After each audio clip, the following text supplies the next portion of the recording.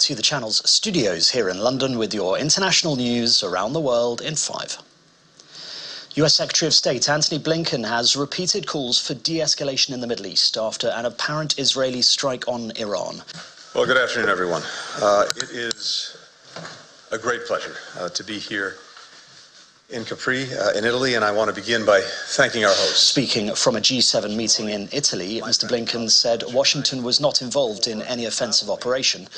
Iranian state media cite unconfirmed reports of explosions in the central province of Isfahan, but downplayed reports of an attack. The United States has not been involved in any offensive operations. What we're focused on, what the G7 is focused on, and again, it's reflected in our statement and in our conversation, is our work to de-escalate tensions. All I can say is that for our part, and for the entire G7, our focus has been on de-escalation, on avoiding a larger conflict. And actually that's been true since day one, after the horrific events of October 7th. A big part of our approach has been to prevent the conflict from spreading, to avoid escalation everywhere, and that's a common policy across the G7, and it's very much our approach now. So we've been engaged in efforts to avoid escalation. Those efforts will continue. Italy plays a critical role in this.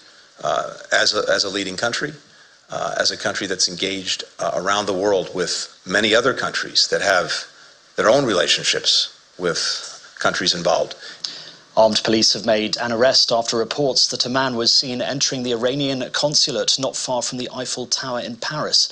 Elite officers from France's BRI intervention brigade surrounded the building after a witness saw a man apparently carrying a grenade or explosive vest. French reports said the suspect eventually left the building.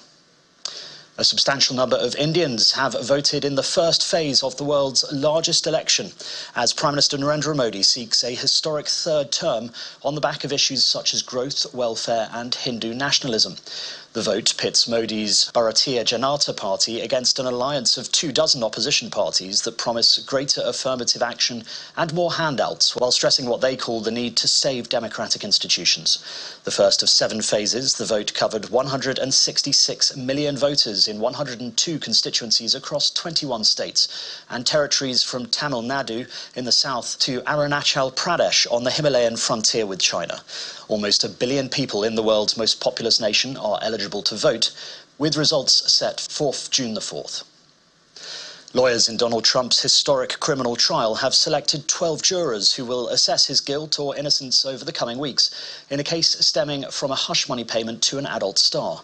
Lawyers for the defense and the prosecution still must select alternative jurors for the trial, the first ever in which a former US president is the defendant. Opening statements could take place on Monday, according to the judge overseeing the trial. Heavy rains sweeping across much of Kenya have left thousands of people homeless.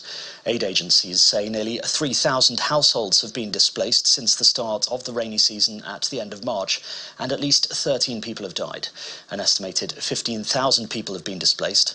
The rains are set to continue, and authorities have urged people to move to higher ground. Tesla, the electric car company owned by Elon Musk, has recalled thousands of its new Cybertrucks over safety concerns.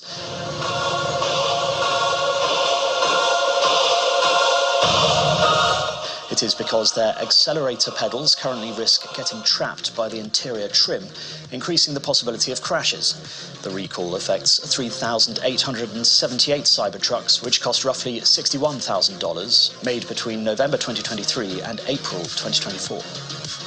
And authorities say a train that Ghana recently acquired from Poland has collided with a lorry during a test run in the eastern region.